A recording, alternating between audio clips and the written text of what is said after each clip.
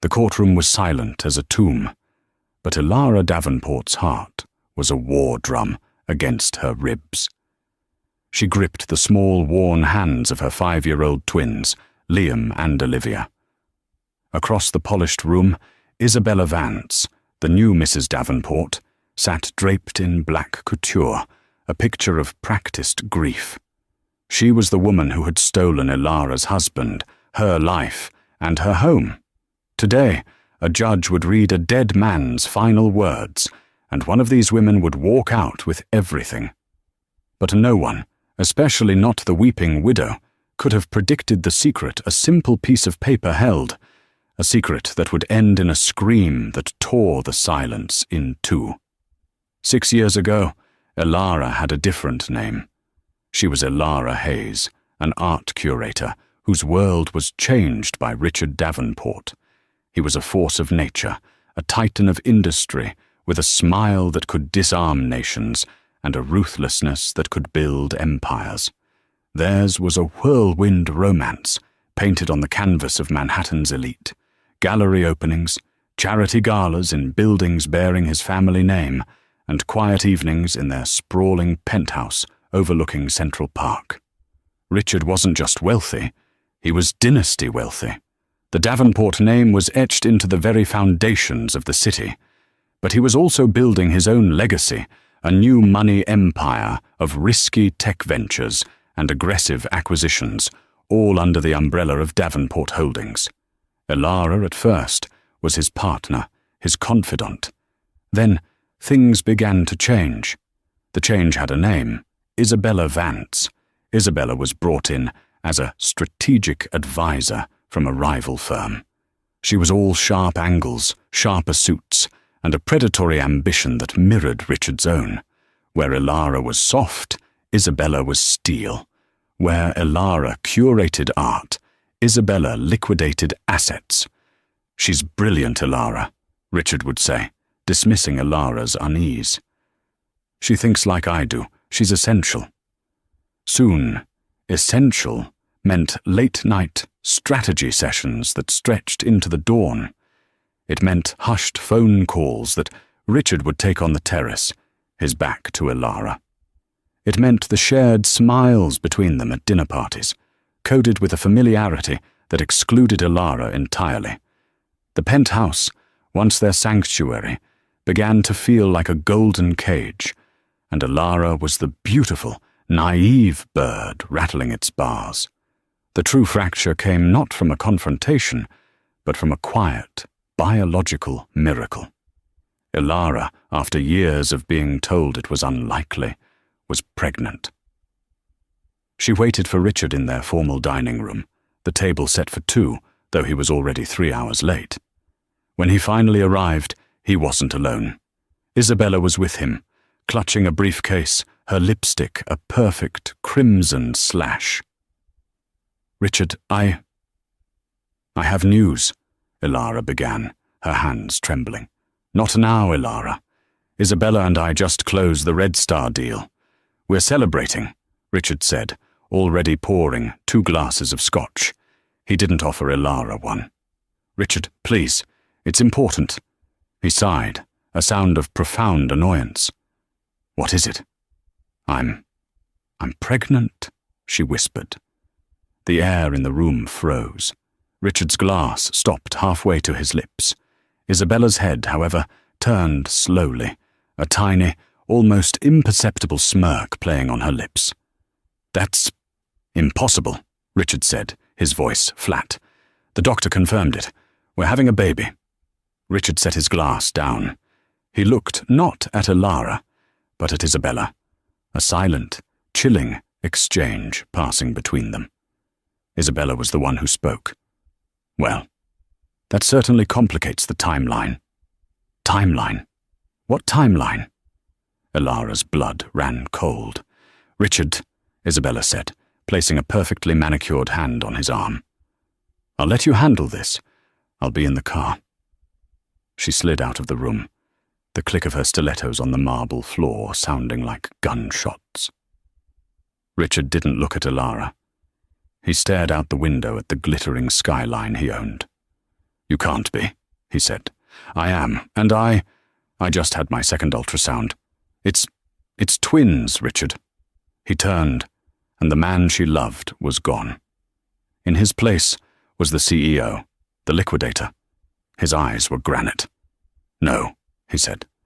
"What do you mean, no?" "I mean, no. This is not happening. This was not part of the plan. A child, fine, maybe in 5 years. A heir. But twins? Now? It's messy. It's inconvenient." "Inconvenient?" Ilara felt the first crack appear in her heart. "They're your children, Richard." "Get rid of them," he said, the words so cold, so simple, they didn't register at first. "What?" "I'm building an empire, Ilara. Isabella understands that. There is no room for this distraction. You have an appointment." He slid a business card across the polished mahogany table. It was for a discreet, expensive clinic on the Upper East Side. Ilara looked at the card, then at the man she thought she knew. She saw him clearly for the first time, a hollow man, wrapped in gold. "No," she said, her voice shaking, but finding steel she didn't know she possessed. "I won't. Don't be a fool, Ilara." "The only fool here," she said, standing up, "is me." For thinking this was real. Richard's face hardened. The mask of civility dropped. "Fine. Have it your way. But you will not do it as my wife. You will not do it with my name, and you will not do it with my money. I don't want your money." "Good," he sneered. "Because as of this moment, you don't have it." That night, Ilara didn't sleep in the penthouse. She slept in a cheap motel across the river, the business card for the clinic clutched in her hand, her tears staining the flimsy paper. The golden cage had been opened, but she hadn't been set free. She had been thrown out. The next morning, Ilara learned the true, brutal speed of Richard Davenport's efficiency. She tried to use her credit card to pay for another night at the motel. "Declined," the clerk said, not looking up. She tried her debit card. Insufficient funds. A cold dread settled in her stomach. She called the private bank she'd used for years. "I'm sorry, Mrs. Davenport," the banker, a man who had sent her Christmas cards, said, his voice stiff. "Your accounts have been frozen. We were instructed by Mr. Davenport's legal team that all assets are being consolidated, pending divorce proceedings." "Divorce?" Ilara's voice cracked. "The papers were filed this morning, Mum. I'm very sorry." The line clicked dead. She was standing on a grimy sidewalk in Queens, with nothing but the designer clothes on her back, $100 in cash, and 2 lives growing inside her. She was, in the span of 12 hours, no longer Mrs. Davenport. She was just Ilara. She sold her Cartier watch, the last gift Richard had given her, to a pawn shop for a fraction of its worth. It was enough to rent a small, 1-bedroom apartment in a neighborhood she had once only driven through, her windows locked. The apartment was above a loud bodega, the paint was peeling, and the radiator clanked like a dying engine. It was her new home. The weeks that followed were a blur of humiliation and terror. The divorce papers arrived, delivered by a sneering process server. The terms were simple.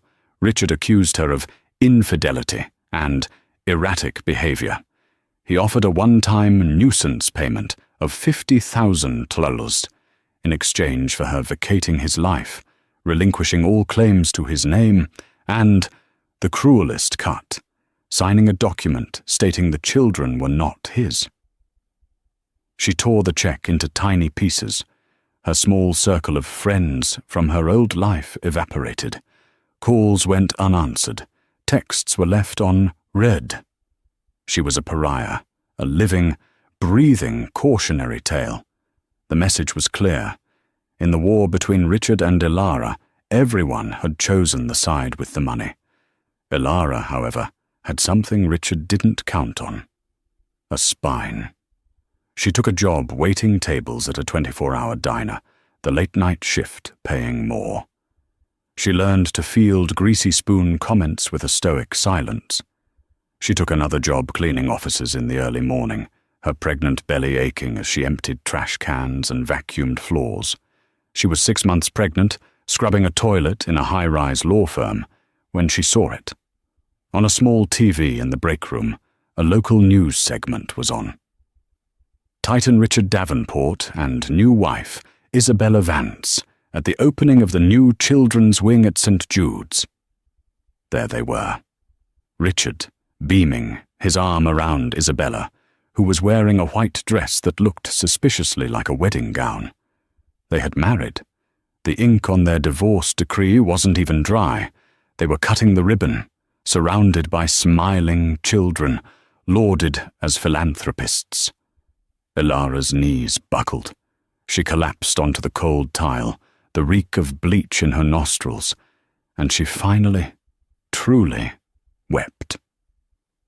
She wept for the life she'd lost, for the lie they were living, and for the 2 innocent children who were about to be born into a world that would have their mother scrubbing floors while their father was praised for his charity.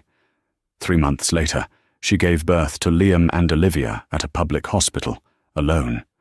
The nurse, a kind woman named Margaret, held her hand. "You're doing great, honey. Where's the daddy?" He's not in the picture," Ilara gasped, a wave of pain and resolve washing over her. When they were born, 2 tiny, perfect babies, she looked at them and made a vow. They would never know the cold, hollow world of their father. They would only know love. They would only know her. She listed their father on the birth certificates. Richard Davenport. A week later, a lawyer, not one from Richard's usual firm, but a different, shark-like litigator, showed up at her apartment. He offered her a new deal. $1 million in cash to sign an NDA and amend the birth certificates to read Father Unknown. Ilara, holding a crying Liam while Olivia slept in a cardboard box, she couldn't afford a second crib, looked the man in his $5,000 suit dead in the eye. "Tell your boss," she said, her voice raw with exhaustion, "that my children are not for sale. Get out of my building." The man left, but not before giving her a look of pitying contempt. "You're making a terrible mistake, lady. He'll bury you." "He already has," she whispered to the closed door. The next 5 years were a testament to human endurance. Ilara's life was a carefully constructed puzzle of survival. The days were long, the nights were short, and sleep was a luxury she rarely afforded. She moved from the diner to a job as a receptionist at a small, independent art gallery. The pay was slightly better, but more importantly, it was a sliver of her old life, a connection to a part of herself she thought was dead. The owner, a kind elderly man named Mr. Abernathy, knew her story and admired her grit. He let her bring the twins to the gallery on sick days, where they would colour quietly in the back office. Her life was Liam and Olivia. Liam was a quiet, observant boy, with Richard's dark, assessing eyes, a trait that sent a shiver down Ilara's spine. Olivia was a firecracker, bright and bubbly, with Ilara's own reddish-gold hair and a laugh that could light up their small apartment. They were her world. They lived simply, but they were happy. They had picnics in the park, movie nights with popcorn on their second-hand couch, and trips to the library, which they called their treasure castle. Ilara taught them to be kind, to be resilient, and to be proud of who they were. They never asked about their father. Ilara had told them a simple, gentle truth. Your father and I didn't agree on how to be a family, so I took you, my 2 greatest treasures, and we made our own. For them it was enough. But the shadow of Richard Davenport was long.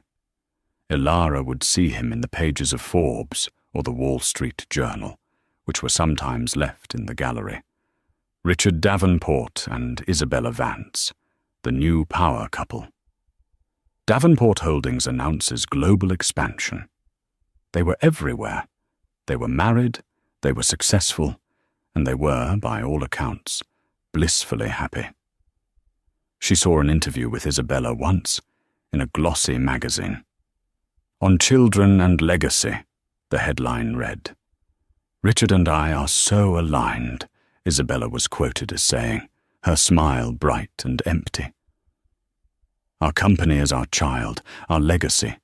We're building something that will last forever. We have no interest in the messy domestic distractions. Our work is our life." Elara had thrown the magazine in the trash, her hands shaking. Messy domestic distractions. Richard had never once tried to see the twins. He had never sent a birthday card, a Christmas present, or a single dollar of child support. He had never acknowledged their existence. He had, as his lawyer threatened, buried them.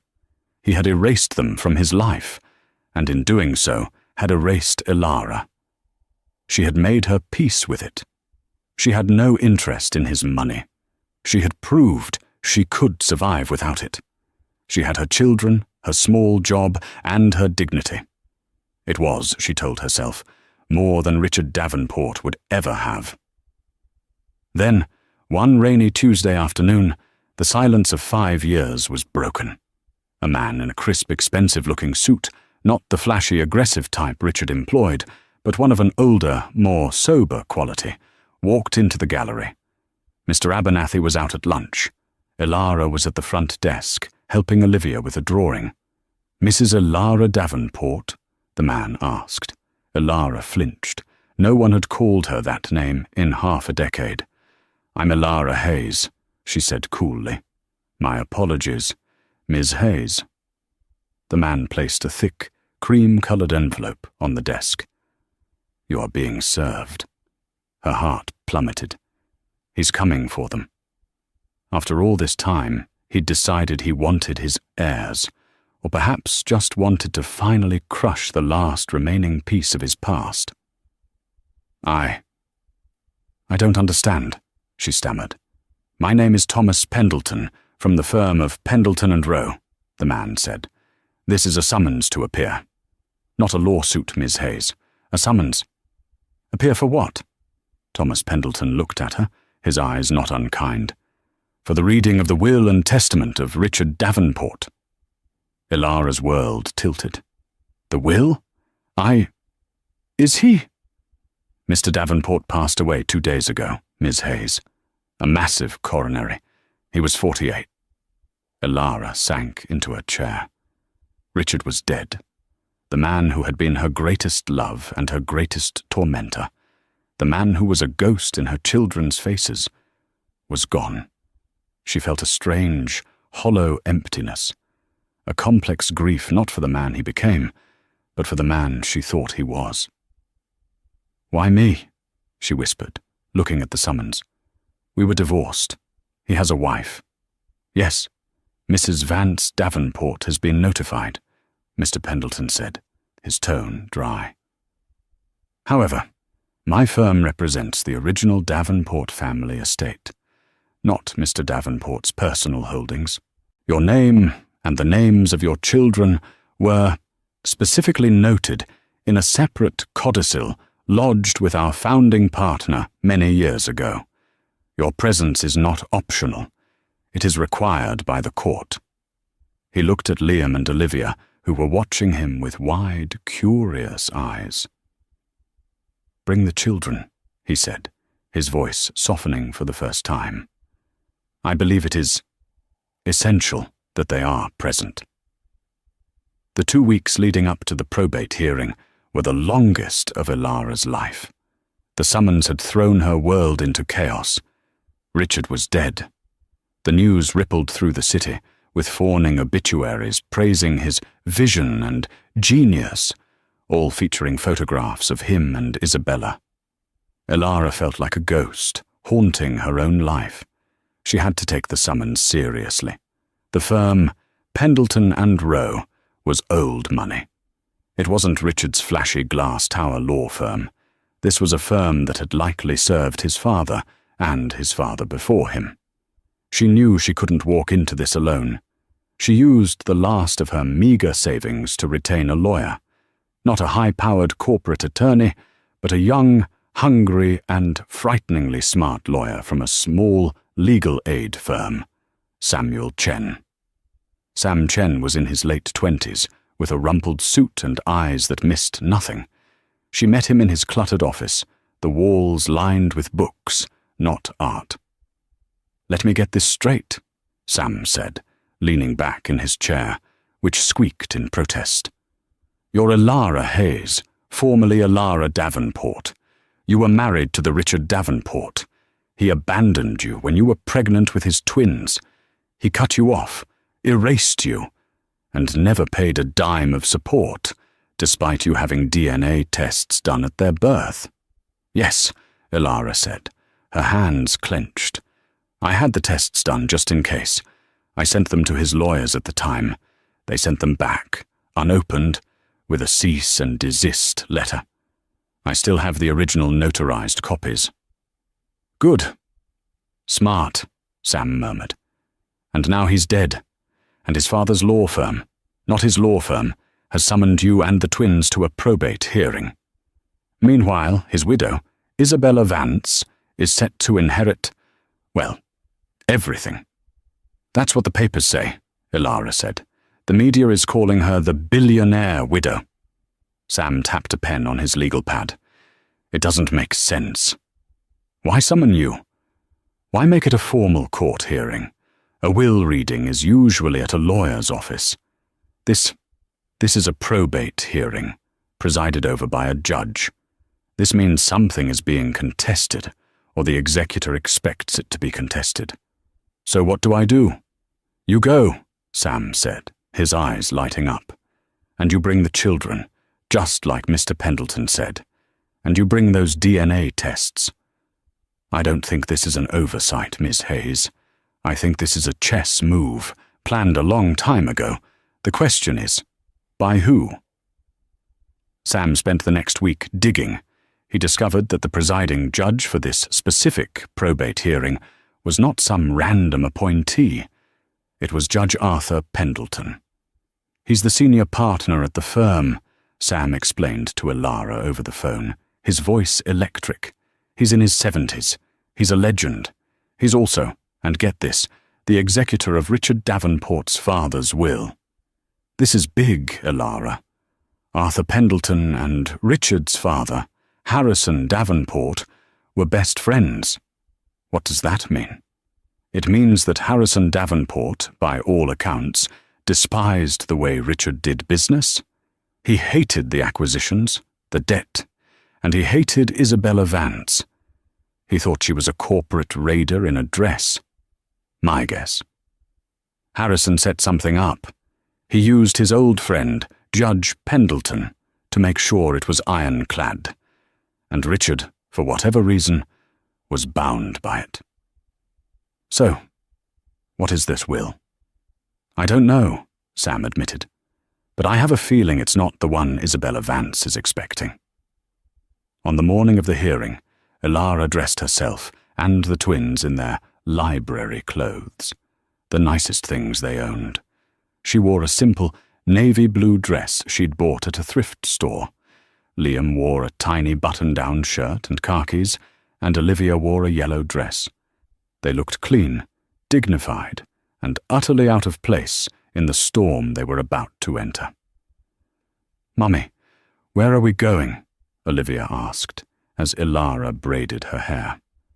Elara looked at her two children, her heart aching. "We're going to a big old building to listen to a story about the man who helped make you. It's just a story, and then we'll go get pizza. Okay?" "Okay," Olivia chirped. Liam just watched her, his expression serious. "Is it a sad story, Mummy?" Elara paused. She kissed him on the forehead. "It's a complicated story, honey. But I promise you, the ending is ours." The probate court was not a grand, vaulted hall from a legal thriller. It was a functional, wood-panelled room. but it held an air of absolute authority. It smelled of old paper, floor wax, and money. When Ilara walked in, holding Liam and Olivia by the hand, the room fell silent. Across the aisle, Isabella Vance was seated in the front row, flanked by a phalanx of shark-skinned lawyers from Richard's firm. Isabella, the grieving widow, was a masterpiece of performance. She was dressed in a custom-made black dress that probably cost more than Ilara's yearly salary. A delicate black lace veil was pinned to her perfect blonde hair, and she dabbed at her dry, beautifully made-up eyes with a silk handkerchief. When she saw Ilara, her performance faltered. Her eyes widened, first in confusion, and then in a flash of pure, unadulterated venom. Her perfectly plucked eyebrow arched. "What is she doing here?" The look screamed. She leaned over and whispered something to her lead attorney, a man with a silver mane and a brutal reputation, named Marcus Cole. Cole looked back at Ilara, sized up her second-hand dress, her legal aid lawyer, and her 2 small children, and gave a dismissive sneer. He clearly saw her as nothing more than a gnat to be swatted. Ilara, Sam, and the twins took their seats on the opposite side of the aisle. The heirs versus the widow. The room was divided. "All rise," the bailiff called out. In walked Judge Arthur Pendleton.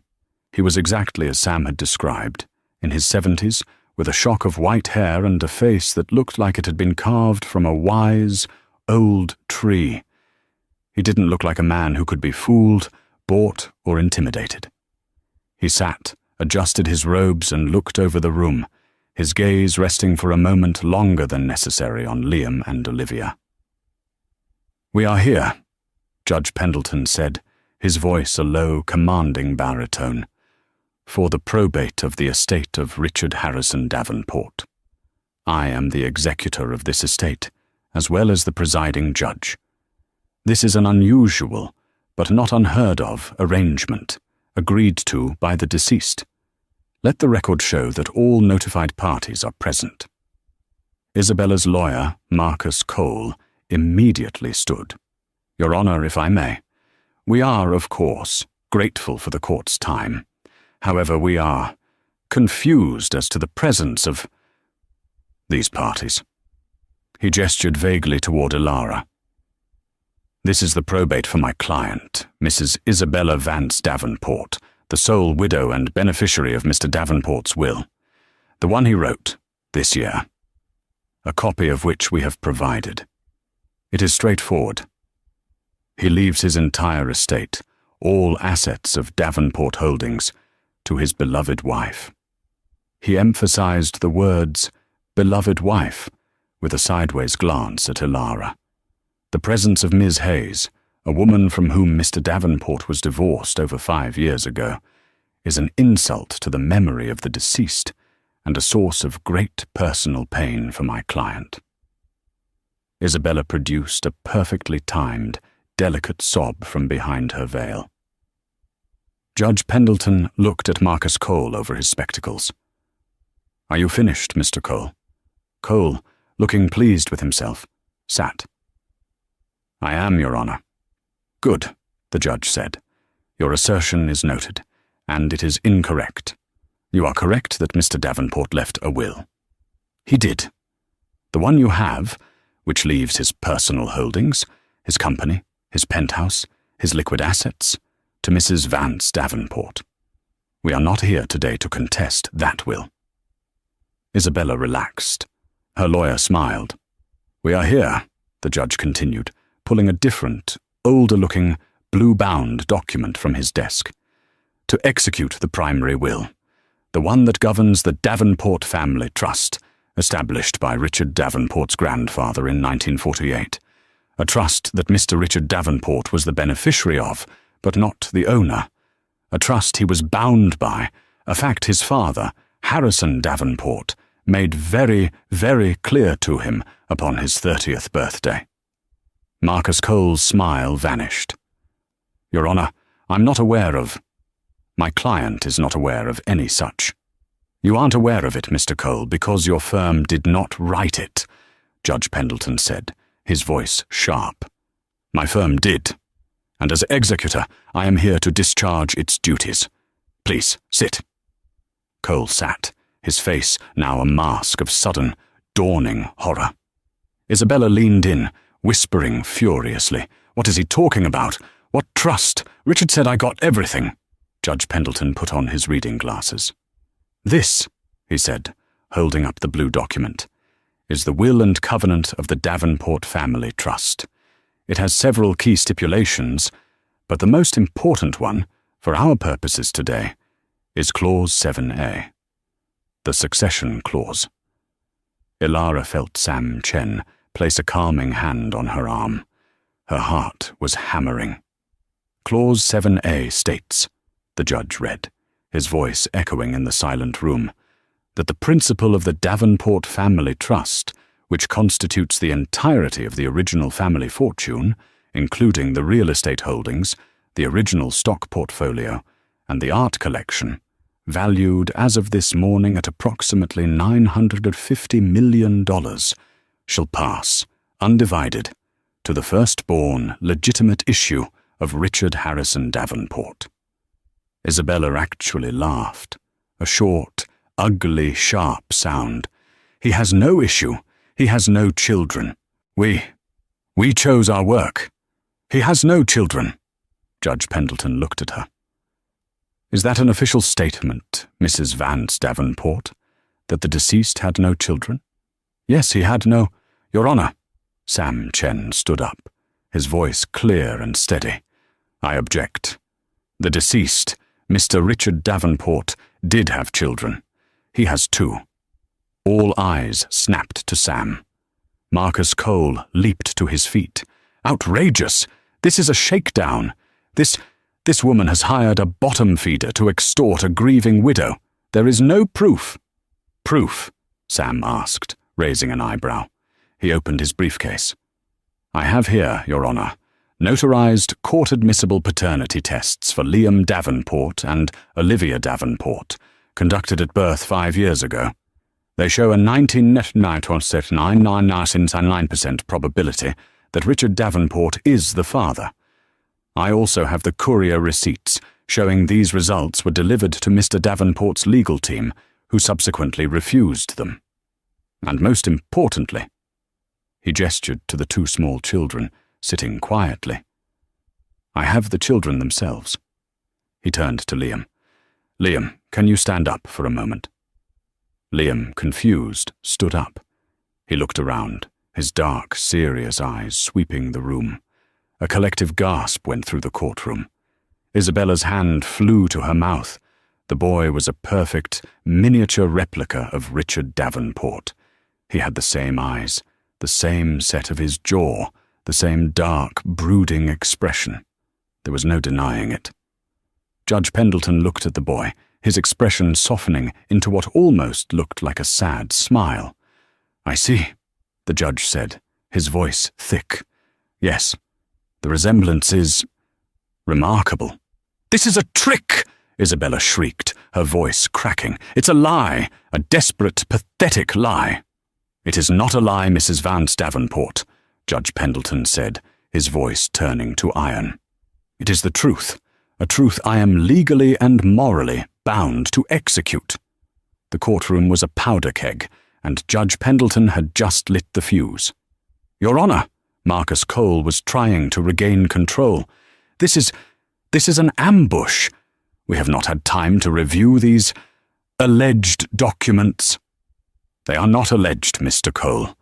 They are official, Judge Pendleton snapped. And you have had 5 years. The existence of these children was no secret to your client's late husband. His choice to ignore them does not negate their existence. The trust is clear. The paternity is clear. The court recognizes Liam and Olivia Davenport as the legitimate firstborn issue of Richard Davenport. Isabella made a choked, gagging sound. Legitimate. She was a waitress.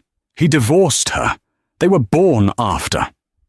They were conceived while he was legally married to Mrs. Ilara Davenport, the judge corrected her, his voice slicing through her panic. That, by the laws of this state, makes them legitimate. They are his heirs, the sole heirs to the Davenport family trust. He looked at Ilara, who was pale, her knuckles white as she gripped the bench. According to Clause 7b, the judge continued, in the event of the heirs being minors, the entirety of the trust's principal and all its assets will be managed by a court-appointed administrator, unless the surviving biological parent of said heirs is deemed fit and of sound mind. In that event, the surviving parent shall be granted full administrative control of the trust and a stipend for the care and well-being of the children until the heirs reach the age of 25. He looked directly at Ilara.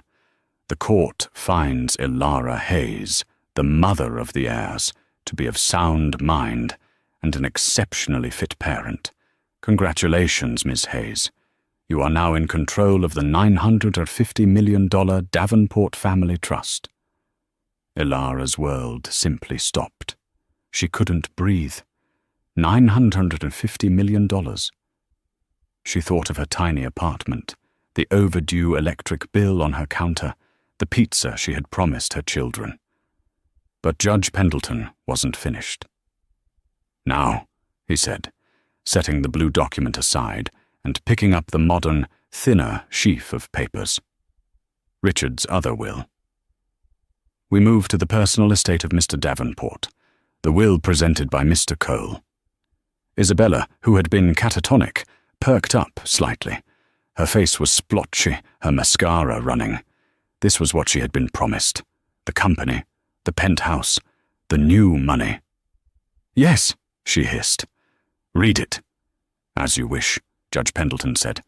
I, Richard Davenport, being of sound mind, do leave the following. To my wife, Isabella Vance Davenport, I leave. Well, exactly as Mr. Cole stated. All of it. Isabella gave a short, triumphant sniff, glaring at Ilara. See? He loved me. He leaves her, the judge read. All personal effects. The penthouse on Central Park West, the beach house in the Hamptons, the jet, the art collection he personally acquired, and in its entirety, 100% of the stock and controlling interest in Davenport Holdings. Marcus Cole preened. There we have it, Your Honor. My client is satisfied. I am not finished, Mr. Cole, the judge said, holding up a hand. There is one final clause. A covenant of debt. A cold silence fell. A what? Cole asked. Judge Pendleton read, I, Richard Davenport, leave all of this to my wife, Isabella, my partner in all things.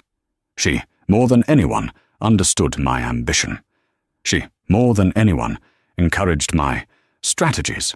Therefore she, more than anyone, deserves to inherit all of it. The assets and the liabilities. The judge looked up. He repeats it. I bequeath to my wife, Isabella Vance Davenport, all assets and all associated debts of Davenport Holdings to be her sole responsibility, as my full partner in life and in business. She helped me build it, and now it is hers to manage. Isabella looked confused. So? Of course, the company is mine. Marcus Cole, however, had gone pale. His blood had drained from his face, and his expensive suit suddenly looked 2 sizes too big. He was fumbling for his phone, his hands shaking. Mr. Cole, Judge Pendleton asked, a hint of steel in his voice. You look unwell. Is there something you'd like to share with the court regarding the associated debts of Davenport Holdings? This is privileged, Cole stammered. No, it is not. Sam Chen's voice rang out. He stood up, holding a file. Your Honor, in the interest of full transparency, my firm ran a preliminary audit on Davenport Holdings, as it was a public company. It's not privileged at all. It's public record. Sam looked at Isabella, his expression one of almost clinical pity. "Mrs. Vance Davenport," he said, "the company your husband left you, the one you helped build. It's a house of cards. Richard Davenport was a paper tiger. He'd spent the last 3 years leveraging the entire company, borrowing against every asset to fund his aggressive expansion. He was robbing Peter to pay Paul. He'd borrowed against the penthouse. He'd borrowed against the jet. He was taking on massive, high-interest loans, all secured by the company's stock, which he was artificially inflating." "That's a lie," Isabella shrieked.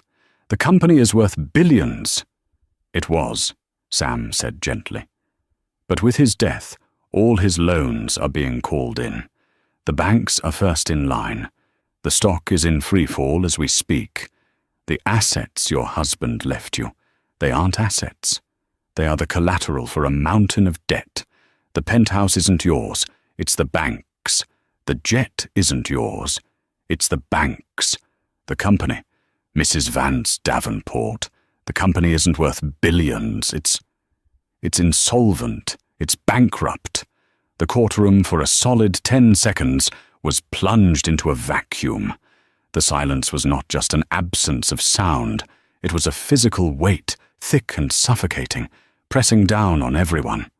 The hum of the fluorescent lights, previously unnoticed, now sounded like a high-pitched alarm. Ilara's world had simply stopped.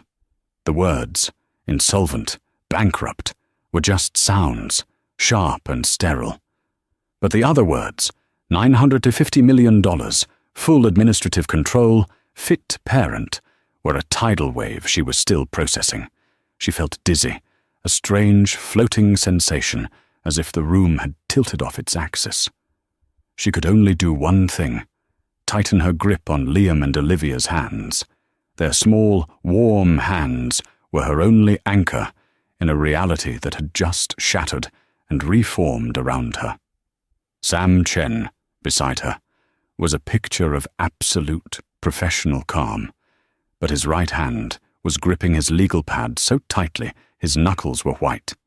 He was breathing slowly, in and out, the way a bomb disposal expert might after cutting the final wire. Across the aisle, the tableau was one of complete disintegration. Marcus Cole, the silver-maned shark, looked as if he'd been physically struck. His face was a sickly, pale grey, his jaw slack. He was staring at the file in front of him, but his eyes weren't reading it. He was seeing his own career, his firm's reputation, and his client's entire world burn to the ground. And then there was Isabella. She wasn't moving. She was a perfect, couture-clad statue of denial. Her mind, a precision instrument of ambition and strategy, was frantically trying to find an angle, a loophole, a way to spin this.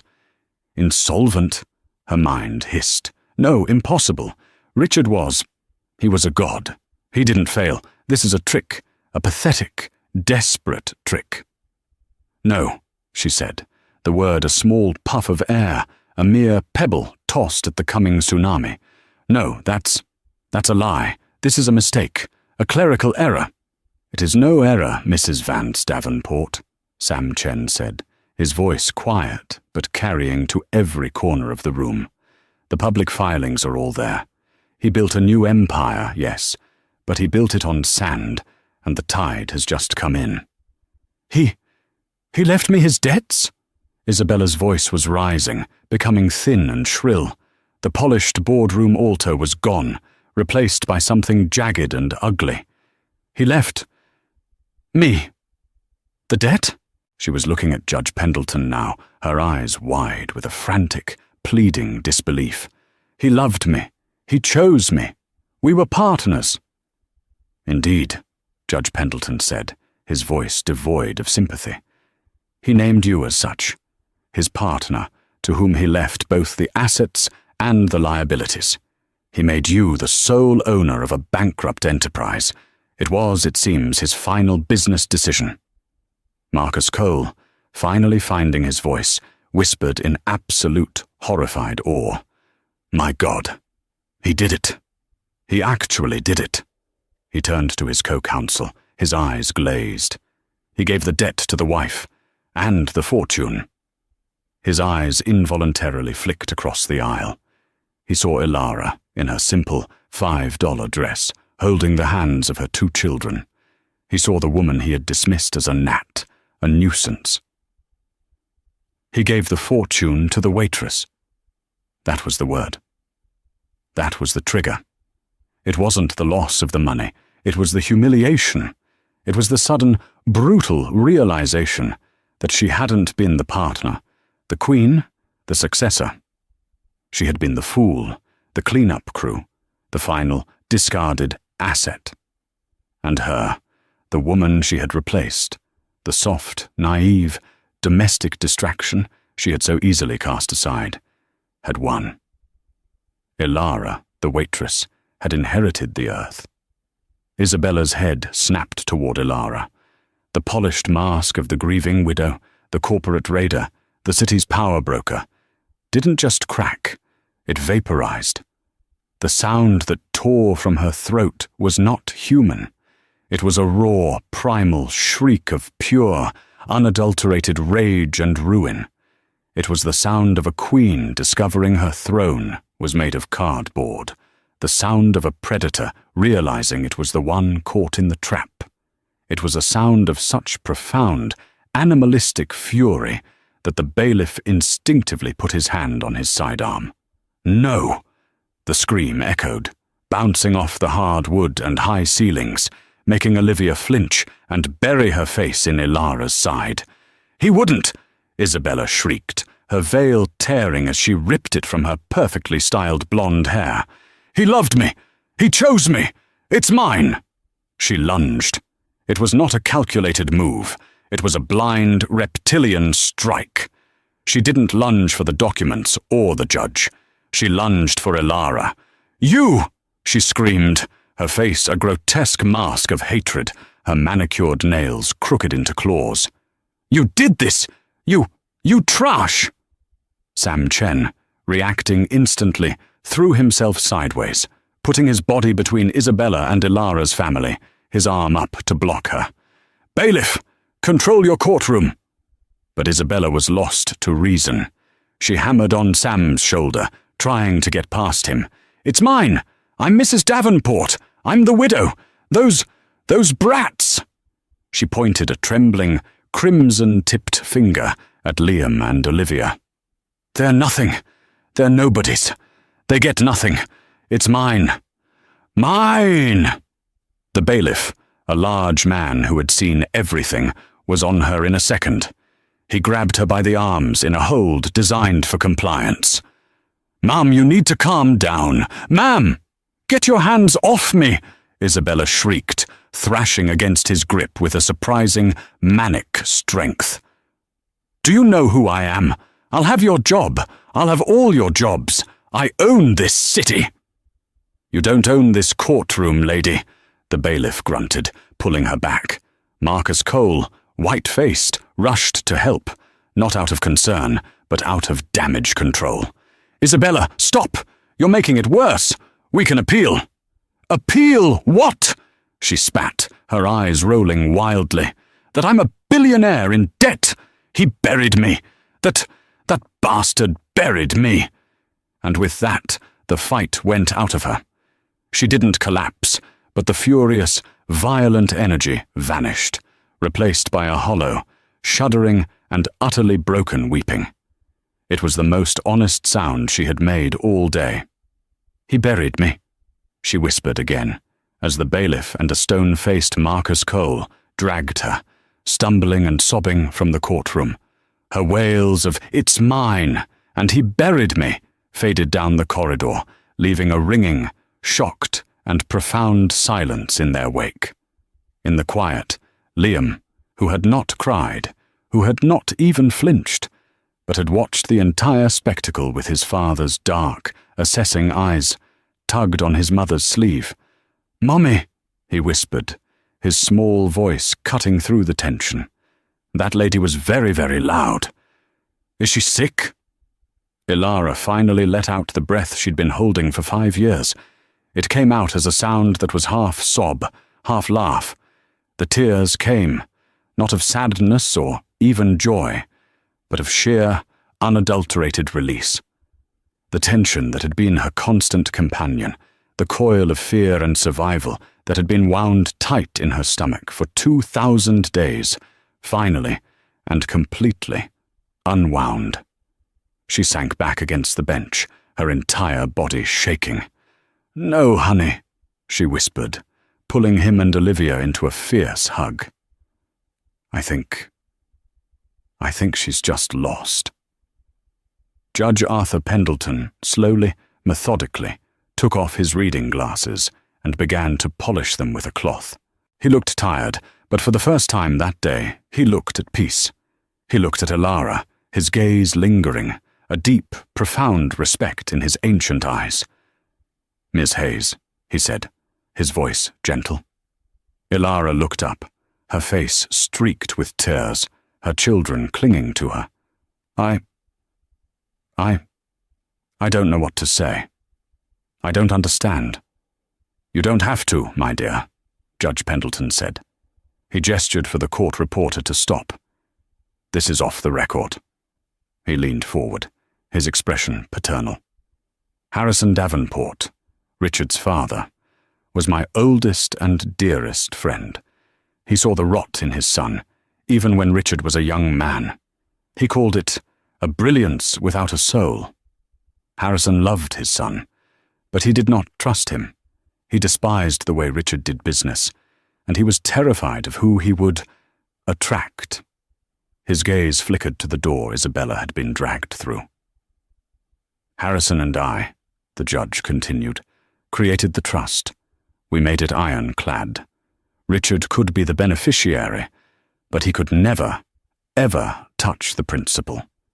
He could not sell it, he could not leverage it, and he could not escape it.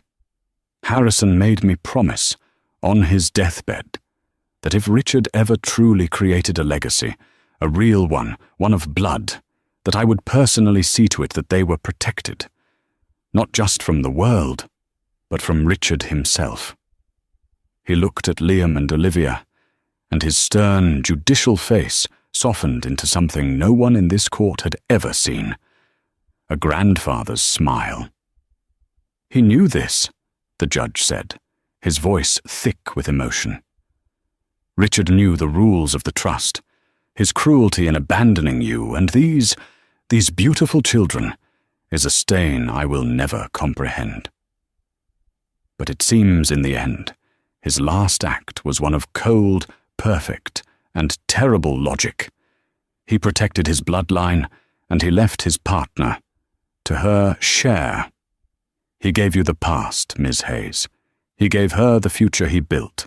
And as we've seen, that future was a lie." He stood, gathering his robes. "The court is adjourned. My personal clerk will see you, Ms. Hayes. You have a great deal to manage."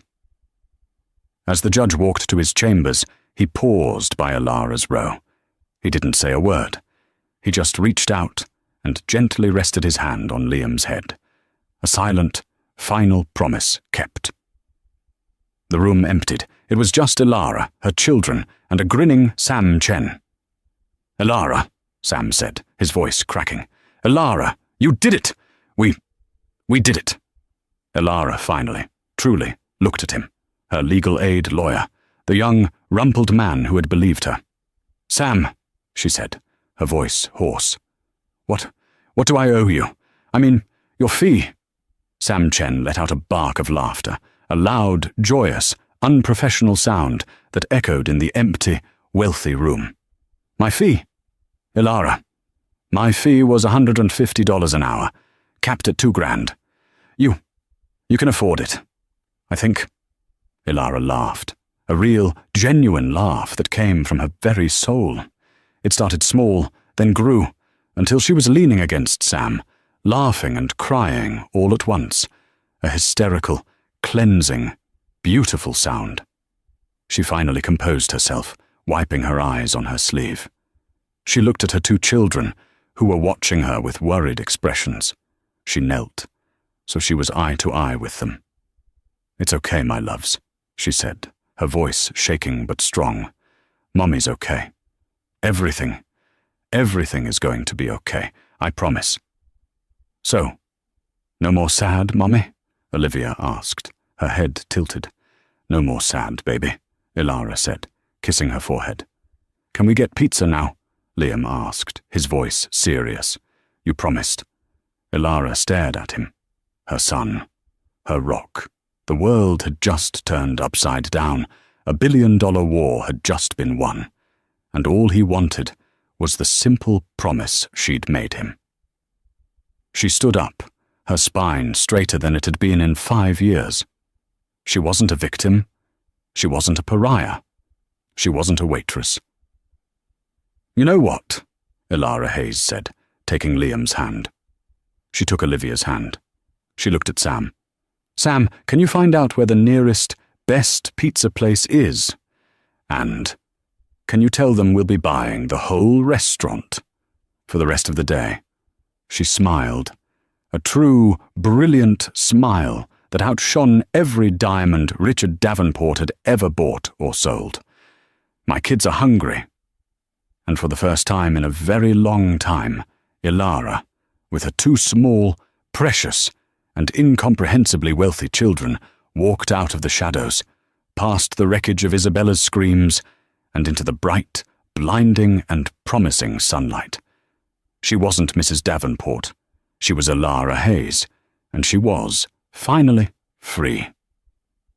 Ilara's story shows that sometimes the past isn't finished with us, and sometimes justice finds a way, even from beyond the grave, to balance the scales. Richard Davenport's final act was a cold-hearted masterpiece of karma, protecting his children while punishing his accomplice.